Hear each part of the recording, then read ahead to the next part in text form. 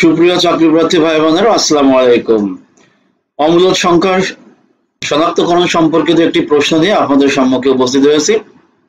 আপনারা স্ক্রিনে দেখতে পাচ্ছেন ১৬তম শিক্ষক নিবন্ধন স্কুল পর্যায়ে ২০১৯ সালের এই প্রশ্নটি এখানে দেখা যাচ্ছে। তো প্রশ্ন করছে, নিচের কোনটি অমূলদ সংখ্যা? অপশন হিসেবে যা দেওয়া আছে আমরা দেখতে পাচ্ছি সবই অসীম দশমিক ভগ্নাংশ। তবে আমরা জানি যে অসীম দশমিক ভগ্নাংশ দুই শ্রেণীর হয়, একটা আছে আবৃত আর একটা আছে অনাবৃত। তো আমরা খেয়াল করতেছি যে অপশন ক ব্যতীত, এই ক অপশনে যা আছে এইটা ব্যতীত আর সকল অপশনই আছে পৌনঃপুনিক বা অসীম দশমিক আবৃত ভগ্নাংশ। আর আমরা জানি অসীম দশমিক আবৃত ভগ্নাংশ মূলদ হয়। সুতরাং এই প্রশ্নের সঠিক উত্তর হবে ক। ব্যাখ্যা আপনারা নিচে দেখতে পাচ্ছেন এবং কিভাবে আবৃত ভগ্নাংশে খ, গ এবং ঘ কে লেখা হয়েছে আপনারা আশা করি বুঝতে পেরেছেন। তাহলে আজ আর নয়, পরবর্তীতে আরো কোনো প্রশ্ন নিয়ে চলে আসবো আপনাদের সামনে।